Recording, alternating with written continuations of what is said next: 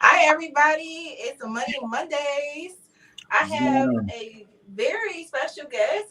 Every guest is special on Money Mondays because they my actual friends. Like I know them in real life, not just through the social media streets. But Money Mondays is all about motivating you to get better with your finances. My channel, Tasha Journeys, is all about how I quit my job to travel the world for a year, and everyone wants to know how did you do that, right? From the financial perspective. So this is what Money Mondays will be like.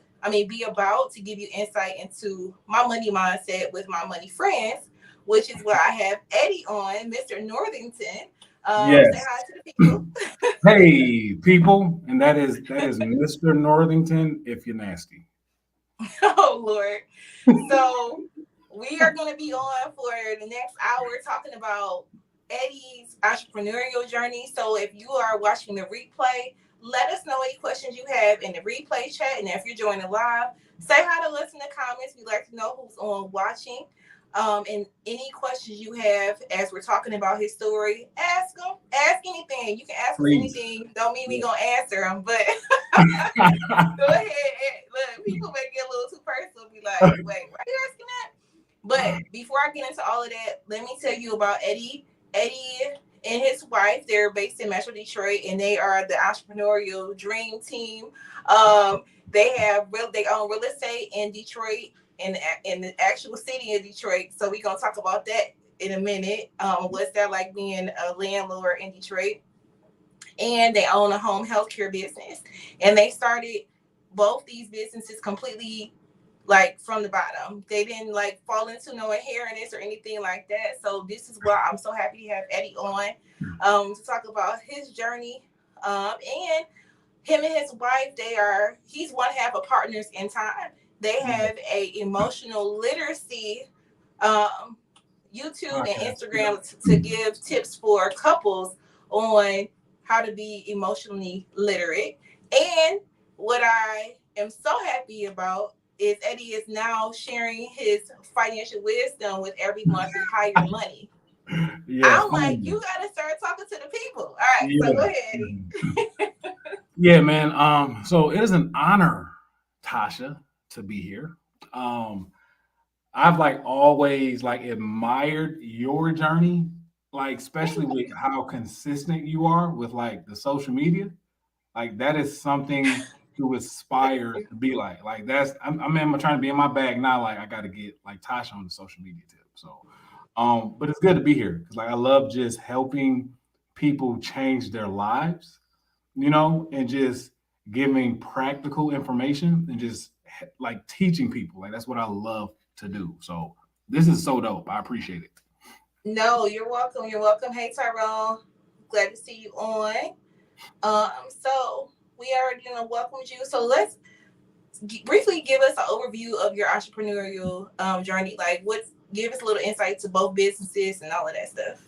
Yeah, so I actually started like this entrepreneurial journey back in it was actually before 2013. So the church I was at, we had this initiative to like do like shared housing because at the time a lot of people in our congregation had a lot of real estate that was just kind of sitting. And I knew some connections to place like disadvantaged people to give them housing, right? So like veterans, people who are developmentally disabled and all that stuff. And I had talked with a person and said, hey, I have some real estate available, that can be utilized, to meet this cause. So long story short, help the people who had like vacant houses become landlords, right? Okay. And so how we kind of had to pivot was that we ran out of real estate, right? Okay.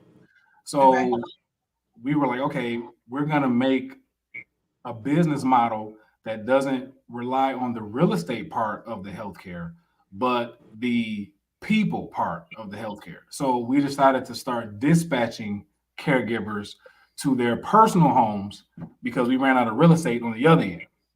And during this time, I was working in radio. I was in radio for like 10 years, right?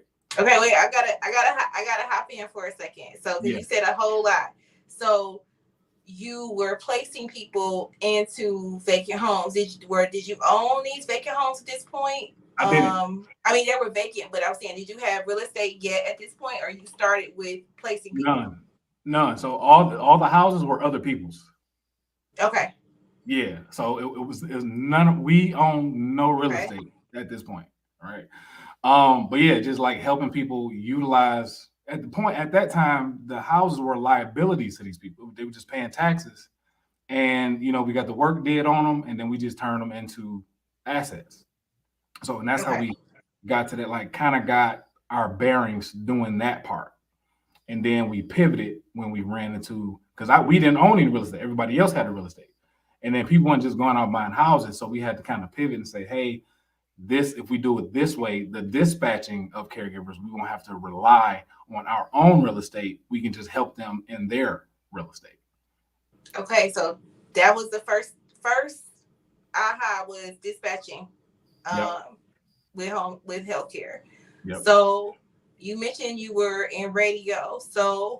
When so we're gonna keep jumping back and forth a little bit. So when did you, if you're watching right now, if you are an entrepreneur who is, you have a side hustle, maybe you even have a full-fledged business when you have employees, you move from that side hustle point and you're like, how when is a good time to leave? How do I know when to leave? So how did you get that insight? Or I'm gonna leave my career in radio. So when you have children, like when you have kids, and then my thing was, first off, as a believer, right? Me personally, there is entirely too much scripture for us to live anything less than extraordinary. You better come on, You know what preacher. I'm saying? Like I Yeah. actually believe the word of God, right? And I was like, okay, this job is cool, but it's not gonna give me the life that I want to give my family, Okay. right? They wasn't paying. I had a dope job and I was like one of the highest paid people there, but they just wasn't paying what I knew I was worth. You know what I'm saying? And listen, that's so important because people, even if you were the highest paid, and I can relate to like having a high salary or being highest paid or whatever, and it's like people outside looking in think like, why would you want to change it up? Like you're good, stay stagnant, stay stagnant. You got your wife and your kids, stay where you are. So how did you keep going, even knowing you may have been hearing these things? So it was just the simple fact that you you get tired of I'd rather be poor than in the middle, right? Because once you're in the middle, you get what I call the okay crisis, right? Everything is just okay. It's not terrible, it's not great, and you're just stuck in this middle part, right? Mm-hmm. And I remember, some stuff I went through as a kid where it was opportunities that were robbed from me, so to speak, because of money. And when I had my son, I didn't want him to have to deal with lack of opportunities being seized because of a dollar sign, right? So while I was working this job, I was still hustling the job because I was meeting hundreds of people on a weekly basis. And I made it a point to mention what I was doing to every single person that I came in contact with as casually as possible. And somebody ended up knowing somebody that knew somebody that they kind of like got my start, like kind of that one that one connect that you needed to get going that came through the people that I met in radio. Okay. So then this was when you were just not just, but you were doing the dispatch at this point. So not at this time, no, because it was still in transition to start doing a dispatch. So this was in 2013, right? And So yeah, we had like a case, one or two here and there, just some basic, nothing, no big fish, but it was some little guppies that we were kind of, working on top of me working my 9 to 5, and my wife, trying to help us build a business. So when it got to the point where that I seen that, okay, my baby is getting older and my money is not matching how he's growing, right? And I'm trying to get ahead of the thing. So now I'm like, okay, I need for me to dig in deep. I have to eliminate all my safety nets. I got to jump off this cliff. Woo! It was scary. It was scary. And then on top of that, like I had to sit down and have this conversation with my wife. I said, look, I plan on quitting. You're going to have to hold us down until I get it together. Okay, so how long did that take? So from when you doing the dispatching piece Yeah. of it until you come to this point where you tell your wife, like, look, I gotta go all in. How many years, months was this, would you say? So I got to kind of backtrack. So in 2013, we had actually did the dispatching and we caught a big fish. I forgot about this part. We caught a really big fish, like Okay. life changing. It was like the contract at the time was like 6 figures, right? Nice. So my wife, because me, I'm being a overzealous entrepreneur at this time. I'm like, man, Mm-hmm. I'm an entrepreneur. I became an entrepreneur so I can help people. They won't give this brother a chance because he got a record, but I'm gonna give him a chance because I'm an entrepreneur. Mm-hmm. You see what I'm saying? Okay. My wife was like, look, that's all cute and noble, but do not hire him because he has a record. I said, nah, this is what I'm here for. Like I'm all just beat my chest, like, nah, man, we gonna help these young brothers. Long story short, that big contract we just got taken away because Wow. word on the street got out that he had a record, and without a corrective action plan, it was like, yo, you out of here. Took the No. rug from up under me. Now I am spinning as a man because I went from planning my children's future to back to square one. And then my wife is so dope because when I went through that, I never got a I told you so. She never made me feel like crap that I did precisely what she told me not to do. I remember she came in and we kind of, she found out before I can tell her that we lost the contract. And we just sat on the couch and cried because we knew how much we went through to get to this point, and then we lost it all over again. So I said, just give me Okay. time. Yeah. And then that's when I quit my job and I said, I have to focus on this. And 9 months later, after I quit my job in radio, and she was working a 9 to 5, the company that let me go called me back because the people that we were servicing kept complaining how the other companies that they were with were subpar. They wasn't as good as us. So glory to God, they end up asking us to come back. That's a whole lot. First of all,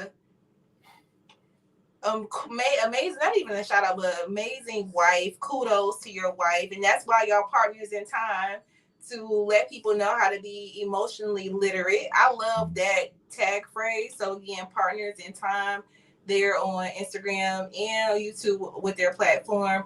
So what do y'all think about Eddie's story so far? You have mentioned God and faith so much in your story. So I know faith plays a huge factor in your life, in your family's life. So I love hearing that.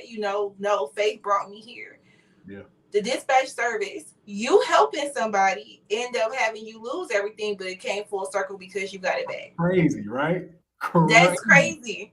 And Nuts. what the best, I even more so than that, I love hearing that your wife, she had a moment to rub it in, but she didn't. You know, it wouldn't have It did not. benefited anything. You just got to keep going, right? Yeah. And this is the thing. She probably said 100,000 things in her head, but it wasn't audibly. At least she ain't let me hear it. You know what I'm saying? She probably was going off on me, internally, but I didn't hear it. You know what I'm saying? I didn't hear it. Right. So yeah, man, she held me down. She never threw that in my face whatsoever. So I know you said it took 9 months to get it back, but how? So if you had to think about it, because I want people to have an idea how long it could take. Everyone's story is different. You and your wife is building this dispatch service. You got the big contract. Were you guys doing that for 1 year, 2 years, 6 months before you decided to leave your job? No, so I was already gone. So I left my job in 2016. So I was still working. When I lost the contract, it was right before I thought about quitting the first time, my 9 to 5. But when I Okay. lost the contract, I couldn't. No. I couldn't. So I was like, nah, so I got to stay here a little longer. And then, I kept hitting the pavement. And then it was like this blockage, like you're not going as hard as you can because you still dependent on your job. Yes. So I was like, Lord, I'm going to show you my faith by my works, right? Now we still had income. Like my wife, like, look, she held me down. So it wasn't like we had nothing. We were just Right. working together. So I left the job wisely. It wasn't like, hey, I'm leaving the job. We at zero. No, she was like, I got you. Do what you got to do.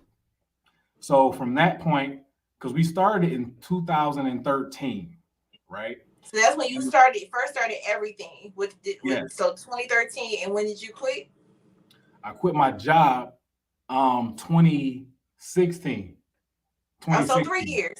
So three Yeah, years in building is what I'm trying to get at. 3 years in right. building this. Okay. 3 years, yeah, 2016. So, and then it's what 2023 now. So the company has been about 10 years um, Okay. since we've been building it. You need some? Oh no, she just scared me. My wife just came downstairs. On my head. No, that's fine. That's what happened when you go. We live. Yeah, yeah. So we've been building this thing since 2013. It's been a decade. 10 years of And building it, but it took you 3 years till you got to the point where you saying, I'ma leave my career behind. At right. what point did your wife become full time in the business? Shoot, I think like soon as so when we got back inside the company that let us go, we left the building when we did orientation, we left the building with like 2 clients. So Nice. yeah, so she was like, okay, cool. We about to instead of working for other people, I can work for at least us now. So once we got back in, she left her job and she started working for us. We started working for us. And we had to work ourselves and basically not really it was times we couldn't cash our checks. Like Wait, we gonna get to payroll in a moment because that's a big one when you have your business. But first, before we do that, yeah. shout out to the sponsors today, me, Tasha Journey. Because listen, I take these pauses because I already know in 2023 I'm gonna have big sponsors. Y'all gonna see a Hello Fresh, an Amex pop in here.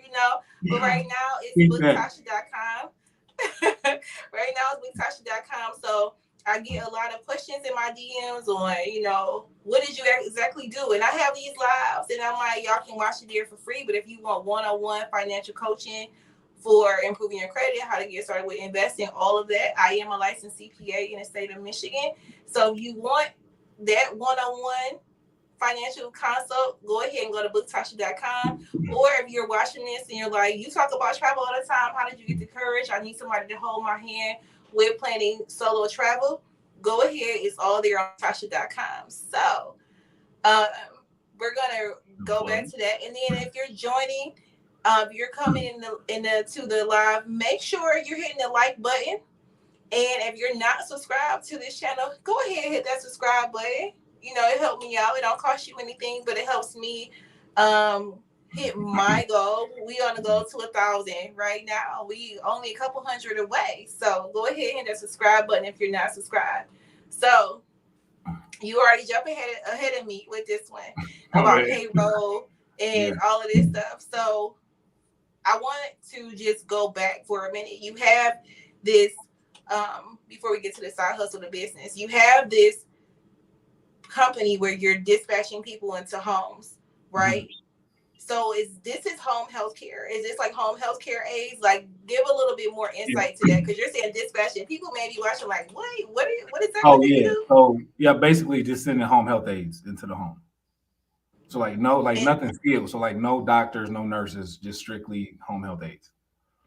And so how did you guys get that first client? Was it a family? Was it a contract? Give us a little bit more insight on that. It was reputation, basically. So I knew people in the industry, right? Mm-hmm. Well, I knew a person, and then I got in. And one of the things that I did do, so I knew who to talk to in these companies. They're coordinators. It was like a registry of like 70 coordinators. I called every single one and said, hey, basically we open for business. Like nice. Every single one. And then 3 or 4 was like, oh, okay, hey, yeah, I got somebody, this, that, and third. You know, we do an assessment. So like it was a cold calling at first. We were inside, but we hadn't had to like reestablish the name with the people that mattered. You see what I'm saying? So yeah. So some of the top brass knew, because he was instrumental in getting us back in there. But since we left, you know, in that 9-year period, it was a high turnover rate with the coordinators. So I called all the coordinators like, hey, we back open for business. And then that's how we started getting clients. Okay, so that's a home health care business. And then you also have real estate. So just little insight into how you got into real estate too, before we get to the side hustle, the business part. Yeah, definitely. So I've always wanted to own real estate, like as a kid, right? Because like my father, you know, I seen him, you know, deal with a lot of houses, right? So we got our first house from a tax auction, right?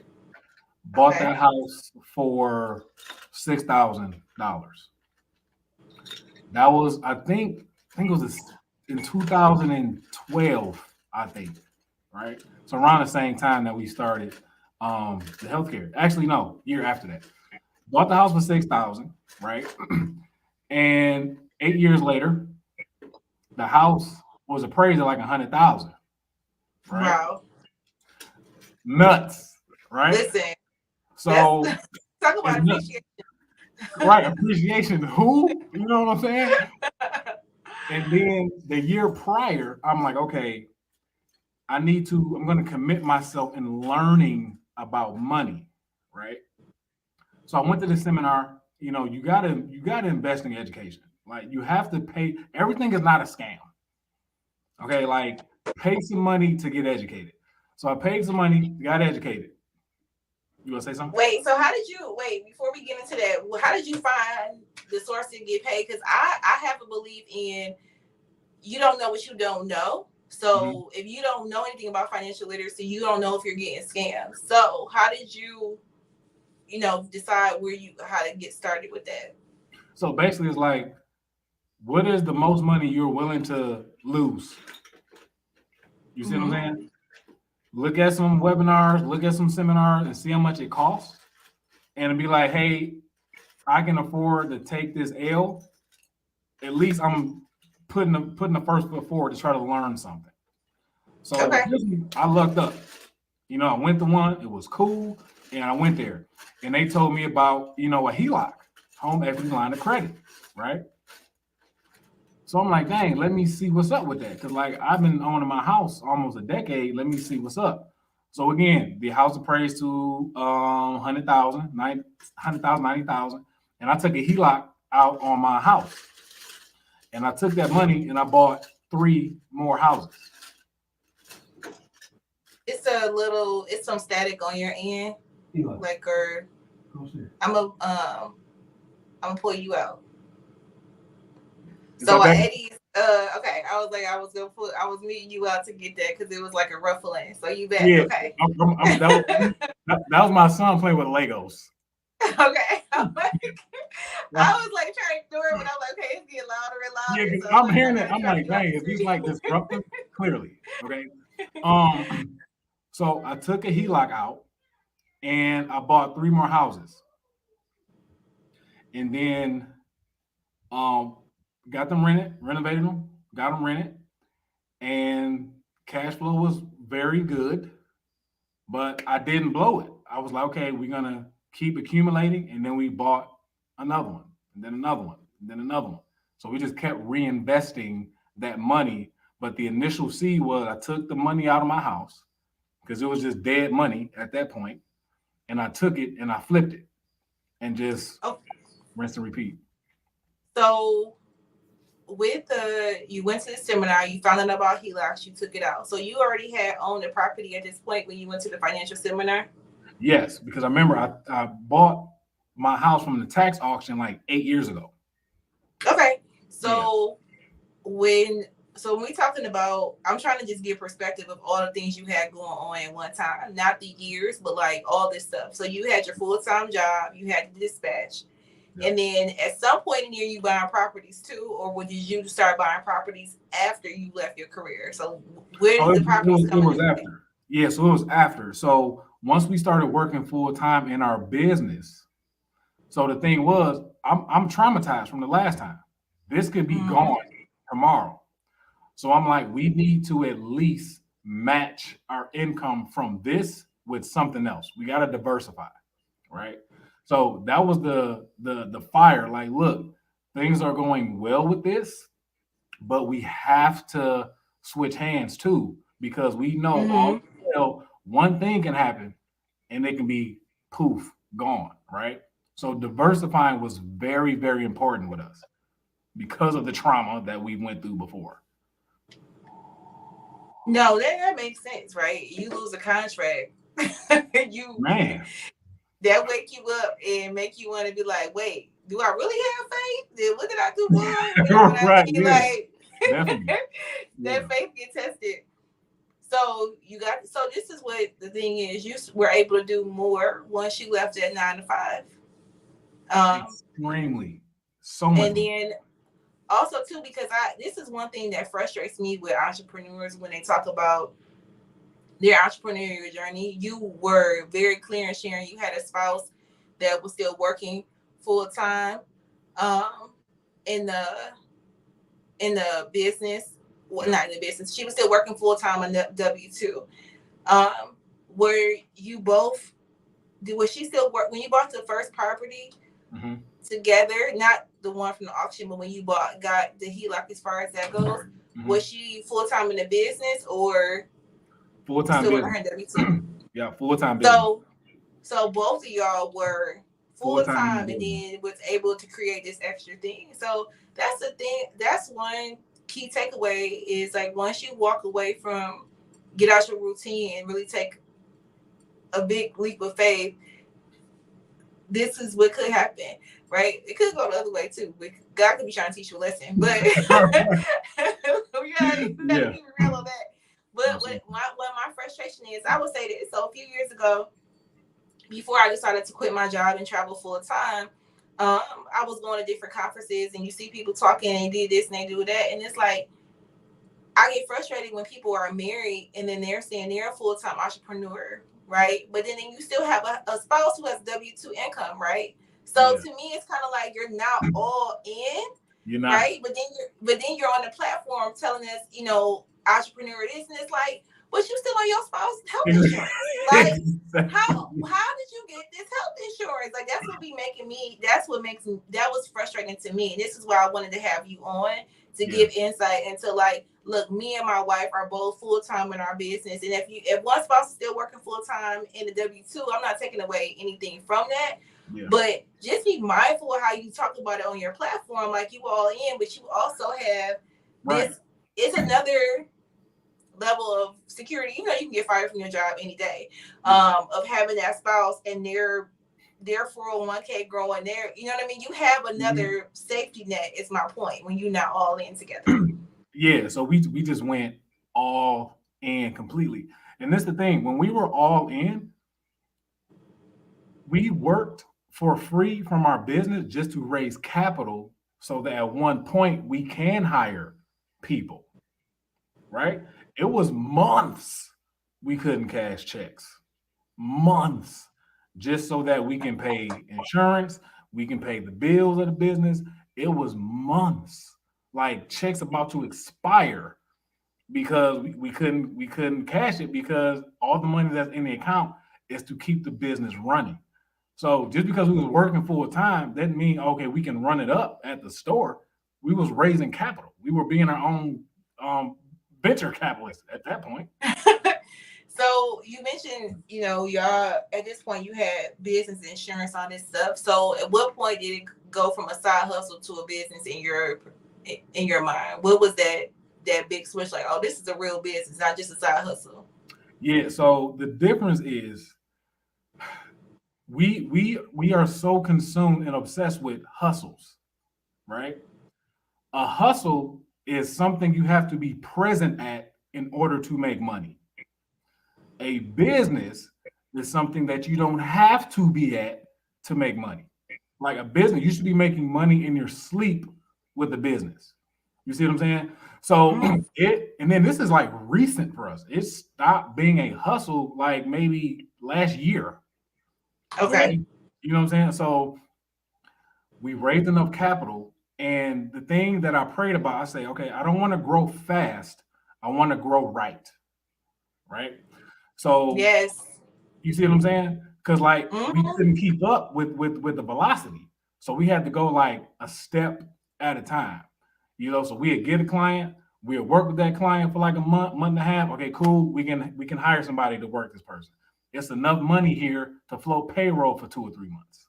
Well, you got to say that. Well, you got to say that again. As far as like what you just said, I'm gonna let you. I'm gonna take me out of the stream so you can say it again, like about how you want to grow. Right? Wait, run that back up again. If I could take myself out of this stream for a second, we gonna see if I can remove me. I'm Yeah, trying to get out of the screen, out of the stream to.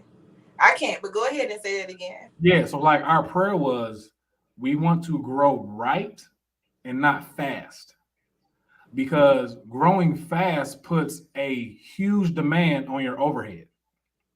So yeah, we getting 2, 3, 4, 5 clients, but one, now you about to get kicked out again in violation because you can't even take care of all these people that you got. You see what I'm saying? So it was like Yep. one at a time. Let's grow smart, wisely.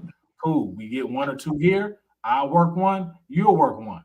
Okay. We got a month and a half, 2 months in. We got some capital. Let's hire one person. So we always hired beneath our overhead. If that makes sense.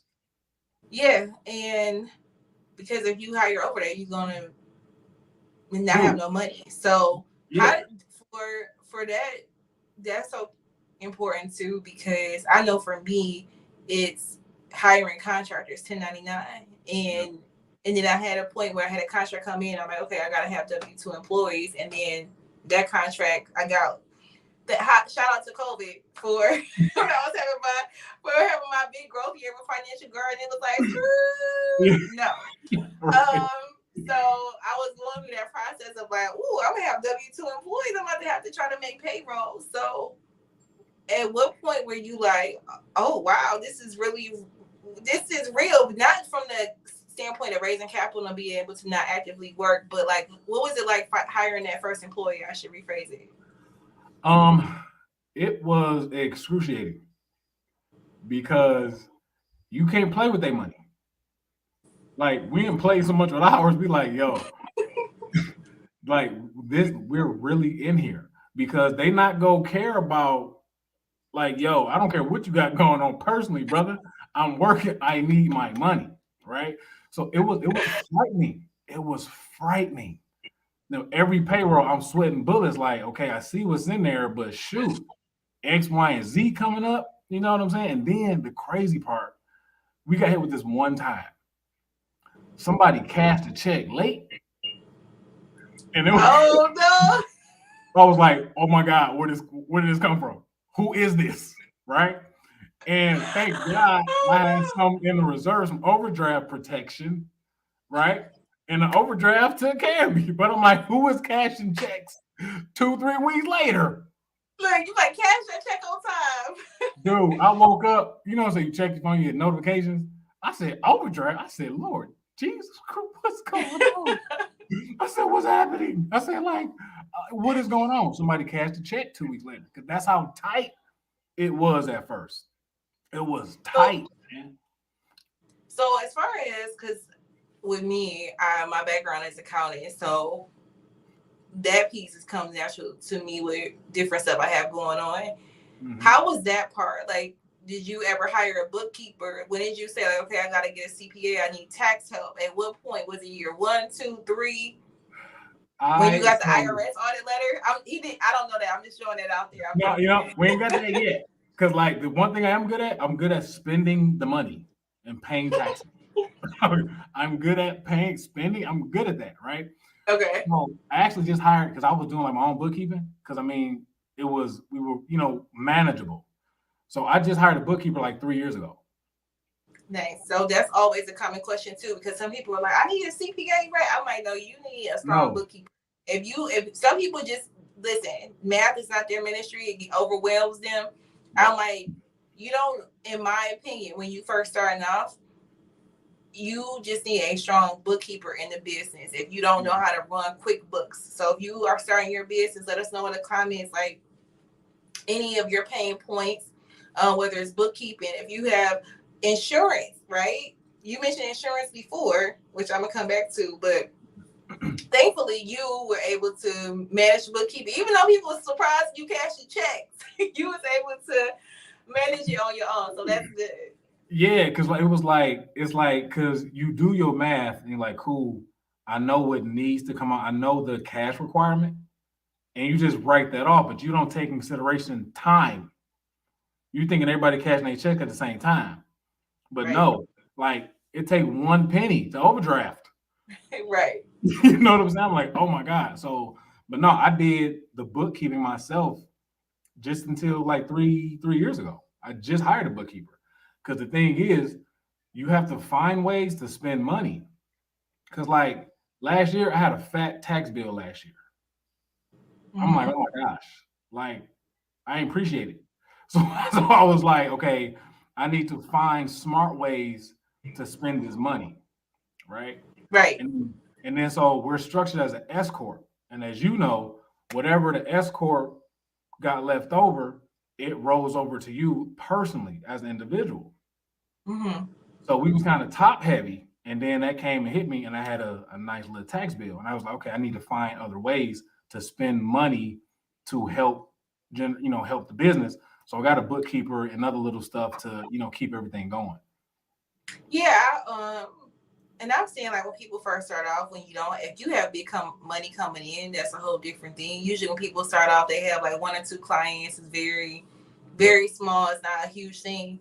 But, if I'm starting out the gate and you're going to be in a different tax bracket, this even with a side hustle, you really want to talk to a, like, enrolled agent or CPA to do proper tax planning. So you won't be scrambling with a tax bill, right?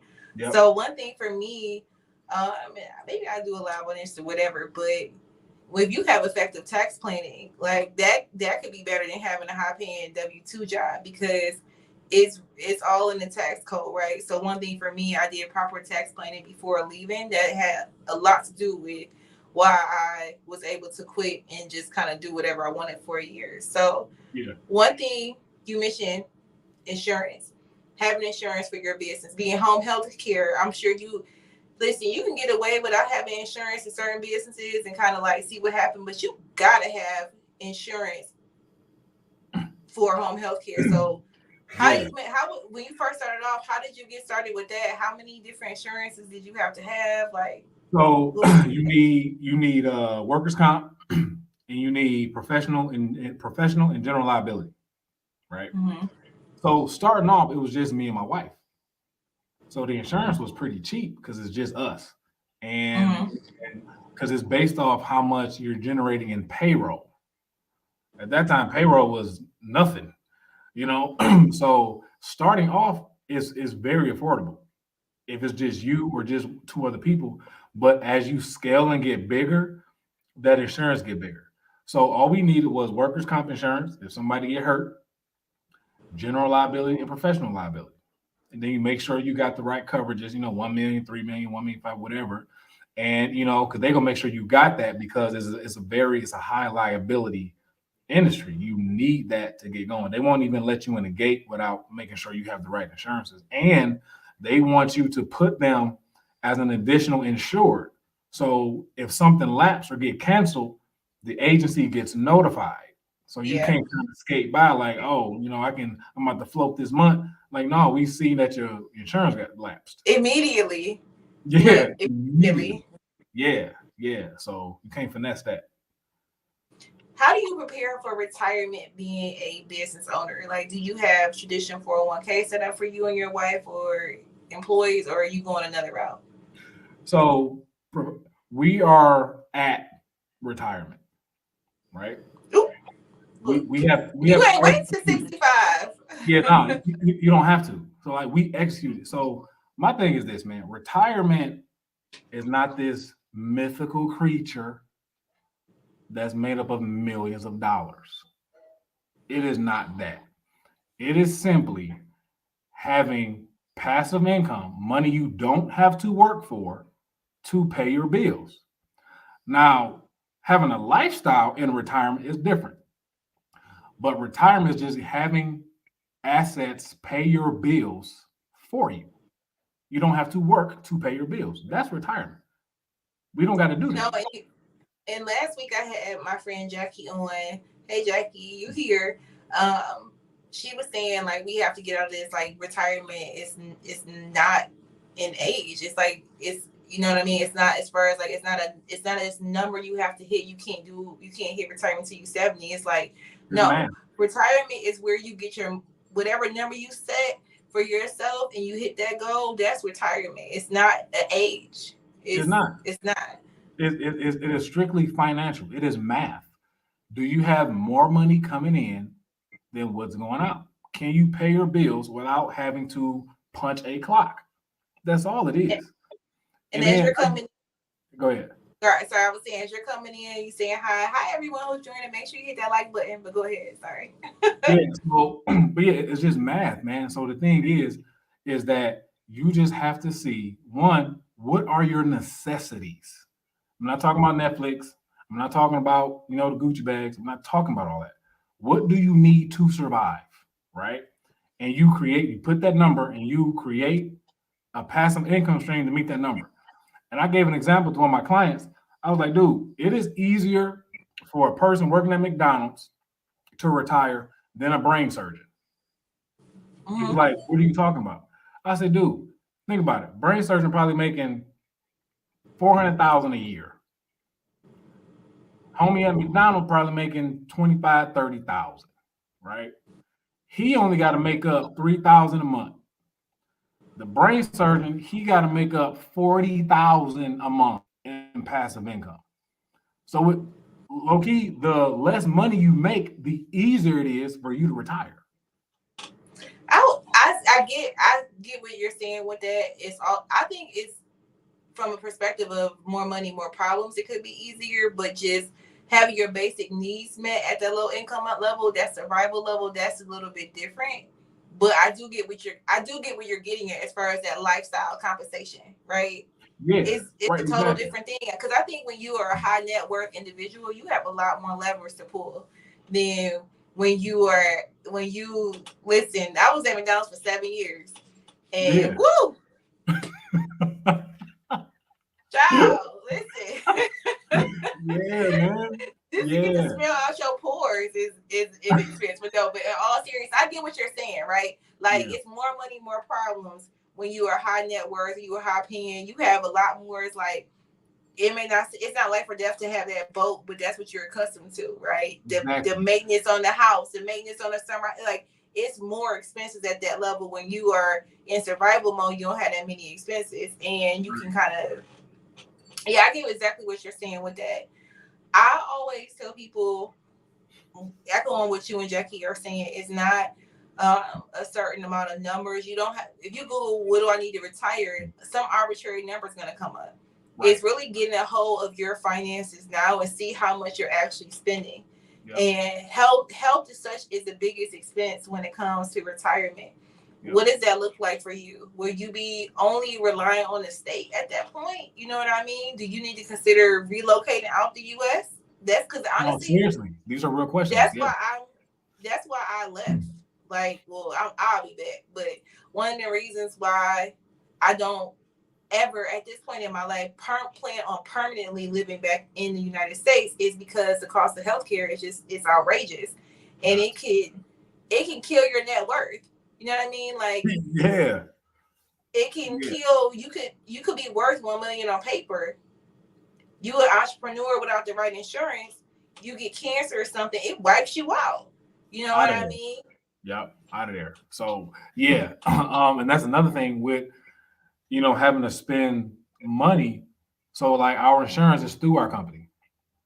So the company pays for the insurance. Just like if you went to anyone else, we're just the company that pays our own insurance. So it's not about just paying yourself all this money. It's like you have to take care of the necessities first. And then as far as like retirement accounts, like me, I got a self-directed IRA. Because my thing is I'm gonna lose my own money. Right? I love it. I'm glad you said that because I wanted that to come up a few weeks ago in my live, but I'm glad you said it. Go ahead. Yeah, so I'm not gonna depend on, them to lose my money. I'm going to lose my own money. If I do, you know what I'm saying? So it's just educating yourself. And so me, the easy thing that I just if you're gonna play in the market, instead of going for equity, income. So I invest heavily into dividend paying stocks. That's gonna pay me. And for people, what is a dividend? So a dividend is money that the stock pays you for owning it. You got someone to pay 15 a share, you got someone to pay 30. And people might say, oh man, they ain't no money. But it is more money you're gonna get than leaving your money dying in a bank. There is no savings account that is going to net you the money that owning 10, 20, 15, 50 stocks of a dividend paying company. Right. So I gotta pause because I'm thinking about the replay gang and people who are watching. So a lot of people who are finding my channel from a financial perspective are at the basics, right? So that's why I'm like, what's dividend? Because I want to make sure that I'm meeting people where they may be at in the very beginning. So as far as owning stock, you can purchase one share into a company, and people are like, I don't invest. If you have a 401k, you are investing in the stock market, right? You don't know it yet. And you haven't looked through it, but you are investing in the stock market. And then what we're talking about now is if you decide to purchase individual shares of, like, I want to purchase Target. I think Coca-Cola or Pepsi. I love Coca-Cola is my favorite. Yeah, I was like, Coca-Cola is the one that's top pays the dividend. So what we're talking about is if you decide to buy individual stock, meaning that you can just go to Coca-Cola.com and go to investors and figure out how to buy it if you don't know where to start. But you purchase a share of stock, you buy that. Let's say, I don't know how much Coca-Cola is. Let's say it's $100 a share. They will pay you dividends for owning it. They'll pay you income. It's like, thank you for being the owner. We're going to pay you. Whether our stock price goes up or down, we're going to pay you money for owning this stock. So just for those who didn't know. So sorry, I had to do that. Because you just casually mentioned self-directed IRAs and dividends. I had to bring it back. No, definitely. Yep. So that's the thing too. And what I've been really heavy on is getting people, like, they can invest through life insurance. And how I kind of explain to people, there's life insurance policies that are bank accounts on steroids, right? So I got one, I got my kids one, and my kids got IRAs. And you're like, dang, how they got IRAs? They kids. I've hired my children, right? Let's talk about that. Yeah, so my son, my oldest is 9, okay? He shreds papers, file papers. I pay him, right? He got income, W-2. he can do a custodial right now IRA. So that money I pay him a month, I put in his IRA, I put a couple dollars in his pocket, I show him the market, how to, invest in the market. My youngest, he's 5, right? How can you hire him? He's 5. He is gorgeous. So what I did, I took a picture, a marketing picture with him in it, and I pay him for his likeness. So he is getting paid through our company, and now he has IRA. So the money I pay him, they're both going into their IRAs and their life insurance policy. What is it, Roth IRAs or regular IRAs? Roth. Okay, so I talked a lot about Roth IRAs. It comes up every podcast. Now, one thing that I always talk to entrepreneurs about when you have a lot of money is a good problem to have, but you don't want Uncle Sam to take all your money. So I'm always like, okay, you got kids. How can you use them in your business? Not just randomly at the end of the year saying, oh, I hired them. Like, what is their role, right? If you have papers, are they filing papers? Like, you need to write some type of job description that they're doing. Like you said, your son basically is modeling for advertising in your business, right? That is a job description. It's not just saying randomly stuff like, oh, they cleaned the kitchen and so they help me with lunch. So no, like actually hiring your child and actually paying them a W-2 wage that can go in a Roth IRA, and it's just growing. They can take that money out at college time, tax free. So this is so important because a lot of people, if you look on TikTok, because TikTok is all the rage right now. Before I get banned, but anyway, that's what I for another day. And you see these scenes, and it's like, how do I actually do it, right? So that's why I'm trying to give insight, and I'm slowing you down to really break it down for people. Like that's one tax avenue to go if you need to save. You not need to. You should be, if you have a business and you have children, you should be figuring out a way to have them be employed to pay them to put into their Roth IRA. So I had to go there. Sorry. Yeah, because like you can pay a kid like up to 12,000 and some change a year. And that is 12,000 off your books as a company. That's a tax write-off. So that's a gem. You know what I'm saying? Like, and then you got 2 kids, that's 24,000 that I can write off, my books right there, just them. Okay. So the difference between a Roth and regular IRA. So I'm gonna let Eddie speak to the self-directed because that's more entrepreneurial. Like that's another tax way, but I would say between a Roth and regular IRA, when you're doing a Roth IRA, you're taking money that you've already been taxed on. So money from your W-2 wages, you're taking that money, you're putting it into a retirement account. So when you take out the contributions, when you retire, or whenever you want to, you're not going to be taxed on that income again. And your earnings is growing. You know what I mean? Like you can pull at retirement, you're not going to be taxed on this money. And then with the IRA, there's so many pre-IRA, like pre-tax IRAs, but a regular IRA, we're going to talk about the self-directed, but that is you can set it up with your employer. You can have an IRA option or whatever, but this is coming in before you pay taxes on it. The Roth is the only one that's after tax money. So you can talk a little bit about self-directed IRAs. Yeah, so basically it's precisely what you said. So I had a 401k within my company at first. And then when I was seeing what the market was doing, I'm like, I don't like this, right? So I was kind of at the mercy of somebody else directing or investing my money. So I went from a 401k and I rolled it over to a self-directed IRA. So now I can invest the money into what I want to invest the money in. Because I didn't trust them to invest my money because the market was going to crap.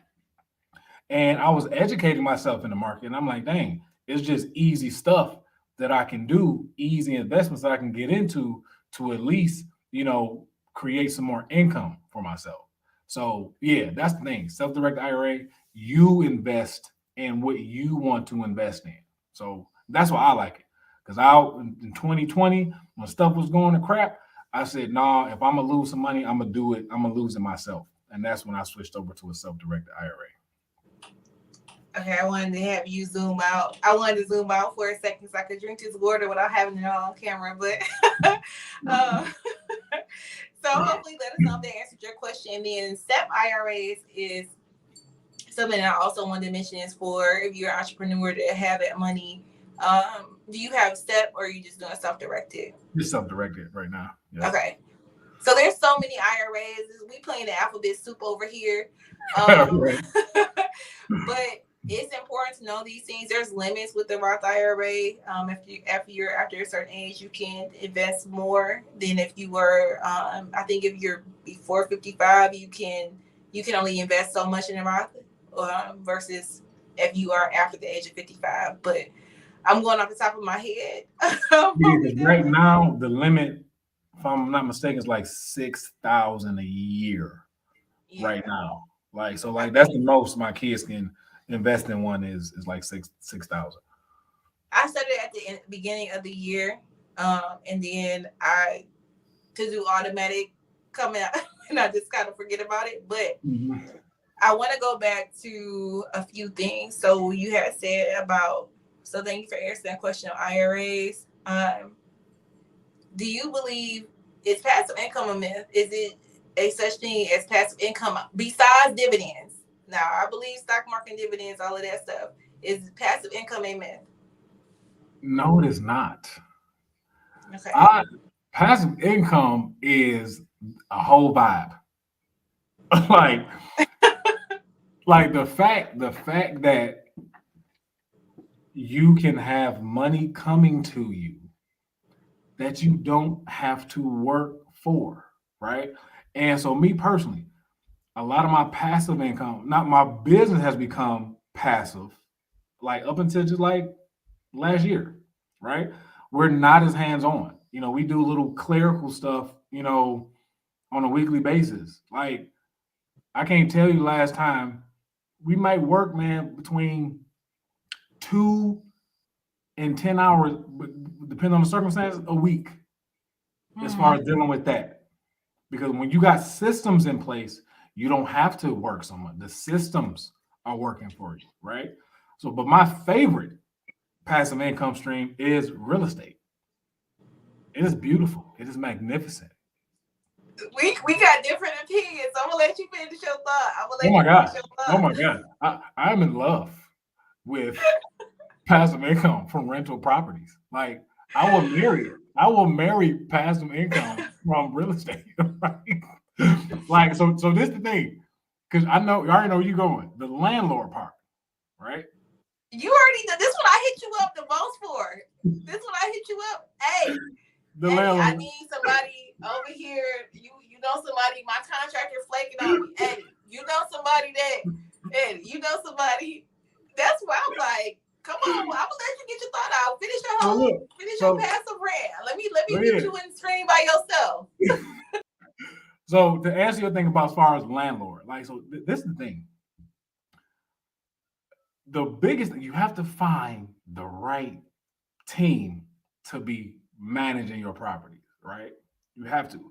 And one thing, I don't know if this is a hack or whatever. So you know how when people go to rent houses, and if they ain't got the best background, people deny them, right? Mm-hmm. So my philosophy, man, look, if you can pay, I don't care if you're a felon. You said, wait, say that again. I didn't hear you. So, like, you know how people get denied housing because they got a record, right? So with us, we like, if you can pay, we don't care if you're a felon, right? Okay. We don't care. Pay. I don't care what you did in the past. And when we kind of like get those people in there, they become so appreciative of like us overlooking that. It's a lot of stuff they don't even be tripping about. Like, I will have to go and like say, hey, it's been a minute. I haven't gotten a call. Is everything okay? Everything cool, but yeah, but I didn't want to bother you. You know what I'm saying? Because you looked out for me, but yeah, it's a slight leak in the kitchen. Okay, cool. I'm on it. But hey, man, just let me know so we can get it fixed in a timely manner. So if you have to screen your people, and it's not necessarily screening them as far as like, oh my God, they they a felon, they got eviction on their name. I give you a try. You know what I'm saying? You could have been in a bad spot. I'ma just, You if are you are such y'all some miracle workers over there. Y'all the Northingtons y'all are really living by Christ like principles over there. I love it.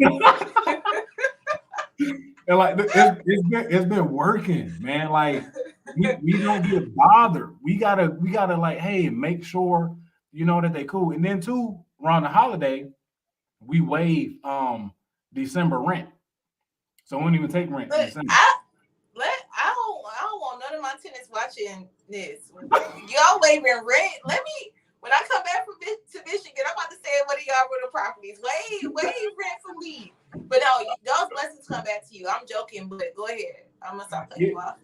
yeah. So and then the biggest thing is just getting people that's gonna do good work. And I mean, even if they're a little expensive, at least the work is done in a good way to where it's like it's not gonna break down, next month. you know. And two, another thing, like, hey, if the tenant knows a person or if they know how to do the work, hey man, take care of it for me, take $100 off your rent. No, so we have a question. I'm gonna go first on this one, and then you can go for screening tenants. So for me, I do not have the heart of gold when it comes to screening tenants. You can't have no evictions. Okay. At first I put on there 7 years, and I'm like, no, we just gonna take that off. I'm a baby landlord. Like, listen, until I get my portfolio up, I ain't got no time. So no evictions. You gotta have a 580 or more credit score. You For going me, in. 580, and if you don't have a 580, you need to have a co-signer, and you need to make 2.5 months times the rent. So that's my screening process for tenants. I do believe in eviction. Oh yeah, no, So I've had to evict. Yeah, yeah. no, so I would just say that because I'm trying to weed out people, because when I've fired 2 property management companies. We can go long on property management and being a land.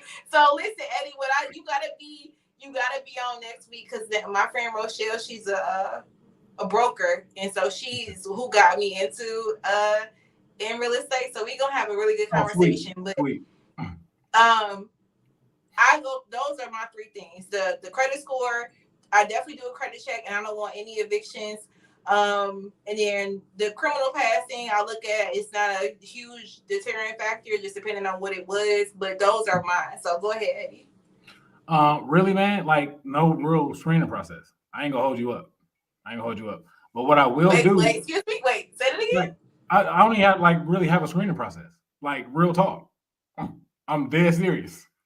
I am dead serious. And this is the thing, like not at all. And like I be having good tenants. Like, hey, you need a place? I don't believe you. I'm dead serious. Can you afford this? Okay, cool. I take a chance on you. But this is what I do.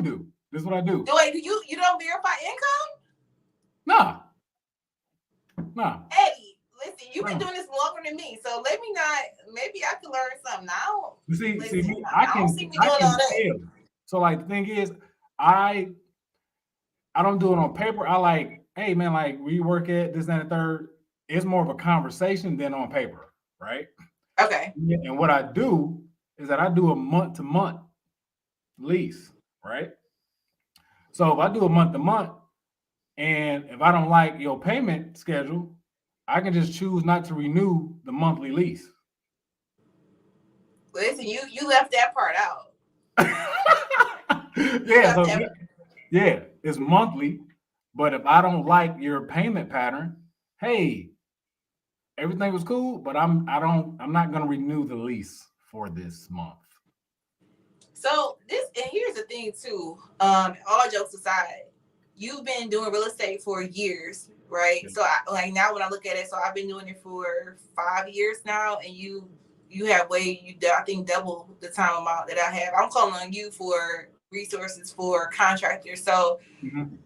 what you're doing it's come full circle back to you. And to me, my mindset's just not there yet. And this is why Money Mondays is so fun, because I have people in my life who don't have the same mindset as me. And I'm like, okay, I'm over here like, how are you doing this? And I know some of this stuff because we've talked about it. And I'm like, oh, I'm not there yet. But I've said that to so many of my friends. And then when I get to where they are, I'll see the difference in my bottom line. So I love having these. I like that we don't not think the same about approaches to money a lot of times. And that's so important because when we talking it's like, you don't agree with me, I don't agree with you there, but then we'll learn something from each other. So it's so important.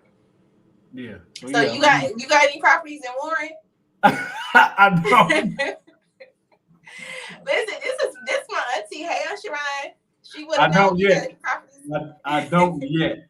But yeah, man, like we've been like, because the thing is, and then man, like it'd be a lot of like street dudes that be needing places too, right? And your place is in the city. Let me be clear, because mine is in Metro Detroit. Yours is in the city. No, It's in Detroit zip we on the west code. side. Yeah, we on the west side. So like all of them are within maybe 2 or 3 miles of each other. So and then you be having a lot of street guys too. They be like, hey man, like I need a place, to rent. That's fine. They can afford it. Hey man, how much to get in there? First month, last month, security deposit. I got you. Okay, cool. As long as you pay it, I don't care what you do. You know what I'm saying? I got insurance. I got insurance on everything. If something go left, it's insured. But sometimes people just be needing a chance without you being all in their business. And that has worked for us. And somebody has to be out there giving people chances, right? So you mentioned God and faith through your walk. Like I found my gifts in church as well, as far as like helping people financially. So yeah, I'm very corporate. This is why we so different. I'm so corporate. Like processes, how everything is like, even my goals is quarterly. Like, ooh, child, I'm definitely corporate through and through. They done brainwashed me. Even before I was in corporate, I'm a very type A by the book person. Yeah. But I was just saying, like in general, when it comes to, I lost my train of thought. So I'm gonna go back to the free thing. Like I lost it that quick. Or maybe you'll come back to me on the whole passive church and faith. I personal finance, I knew about that, but it was in church when I started volunteering doing financial outreach events, like just running point on logistics. And then at that point I didn't realize how much people didn't know. I thought everybody knew, because I went to school I was an economics major, honestly. I wasn't even an accounting major, but I decided to go into accounting and sit for my license. Yeah. So my grandmother taught me about finances, like since I was a kid. So my money thoughts come from how my conversations with my grandma.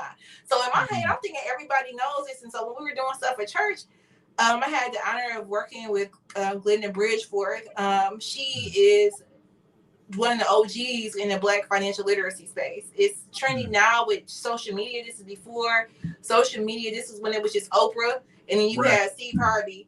She was on those shows, and with Dorothea Kelly in Detroit. So I'm really running point and learning from these OGs on like how to really talk to people about money. And I'm like, dang. And then it just became a heart of mine. And then I do stuff in church. Usually when I'm in church, it's like I just do it for free, because I'm like, you done got scammed. Let me sit down and talk to you about this. You know what I mean? Right. So that's where it really comes from. And then Jackie had mentioned that as well about church, and it's like the Black community spends a lot of time in church, and we have to talk about finances there, right? We're talking about it there. And when I was like actively in Detroit, I'm not in Detroit. A lot of people think I'm back in Detroit because I'm going live. I am in Thailand. I am not in Detroit. But I was doing a lot there in my current church and in my previous church about just financially educating people. So I'm saying about you not charging. It's so many things I did for free that I could have been getting a check for with doing stuff in churches, because that wasn't my heart. So I feel you on that. Yeah, definitely. Are you asking for large deposits on these apartments? As far no, so like security deposit might be $500 to $700. Okay. Yeah. So Um. So I gotta get mine. Thanks, y'all. Y'all still on me over time. Passive income a myth. So this is where we differ. I think it from a business ownership standpoint. I think it's a myth because passive. I don't want to do nothing. I don't want to. I don't want to spend. Oh, I will give you. I want to do 2 hours a month because even with my portfolio, and even if I was at the point where I had a wealth manager, we still got to talk about my money. So you got to do right. something with it, right? So Yeah. let's just round up and say 5 hours a month. That's all I want to do. I don't want to check the email. I don't want to do nothing. I just want, and I feel like even with being a business owner, um, and like financial garden. Thank you for teaching for facilitating this summer. But just even running that and not being in Detroit when stuff was going on. Yes, I'm getting money from people who are paying me, but it's like I'm actively doing it, right? And then so now when I come back in the fall, I'm like, okay, I need to hire someone to replace me. And I tell people all the time to manage people, right? But to get to that point where I'm hands off to get to a few hours a week, but it's still going to be very active for me in my head because it's my child. Financial garden is everything to me. Just like with your business, is like you gonna be all hands on deck. And if I ever have to switch that mode, it to me, I just can't get out of it being passive. And then with real estate, listen, I fired 2 property management companies because they be trying to play me. I'm gonna be on your okay, like you not gonna play me, okay? Yeah. And so I had to fire them. But one, not showing the properly showing my property timely, and you won't even think about certain things until you hire people. Like you advertise on your site, and then people scheduling, and then they're not showing up to show the place Mm-hmm.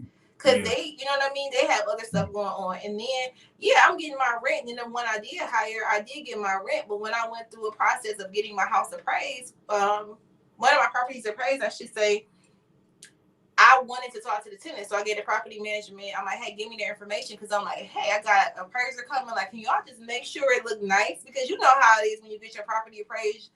You want to appraise. You don't want them coming in. It's clothes laying on the floor and it's a mess.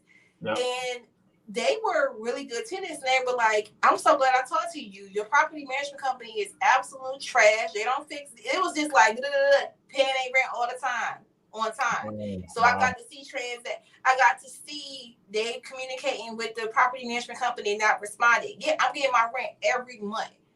And the appraiser was like, you have like amazing tenants. Like when I talked to him about the appraisal, he's like, you would think they live there. So I've definitely been blessed on that. I had a company that gave me some trash tenants, like trash, literally trash on the deck.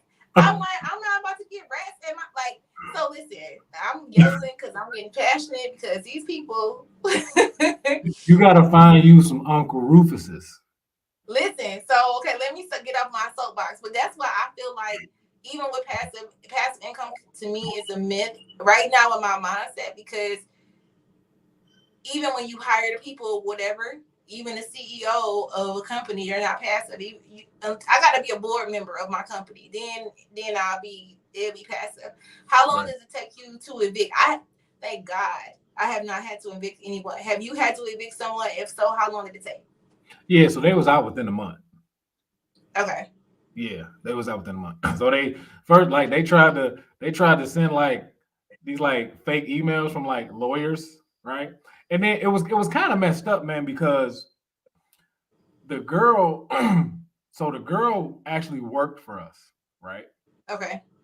And she had got caught up in some stuff on the job with like some fighting stuff, right? So Come we on, was like, hood stuff. Come on, hood. yeah, Love and all Hip day. Hop Detroit Home Healthcare Edition. No, real talk, right?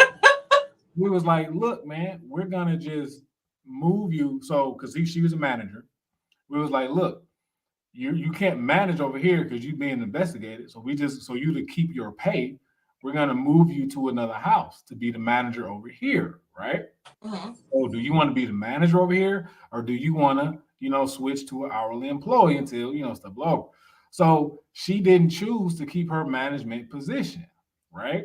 She chose to be an hourly employee. So we like, that's weird.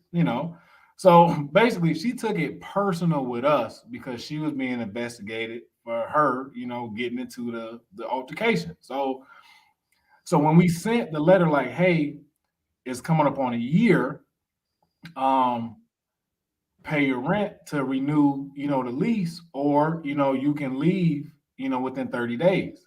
So her being in her feelings, she looked at it as we were telling her to get out. But it was the same letter that we sent last year to renew the lease, right? So she took it as she got to get out, and she put like some tennis balls or something in my drinks or whatever, being spiteful. But she got out within the 30 days, you know. But that's the worst run in I had with evicting somebody. She just ended up leaving. First, she was like, have my lawyer call you. I said, whatever, but it is what it is. But it was fake. She had one of her friends do it because you can tell when you like copy and paste like a letterhead from something off Google. But yeah, that was the worst run in, and she was still gone within 30 days.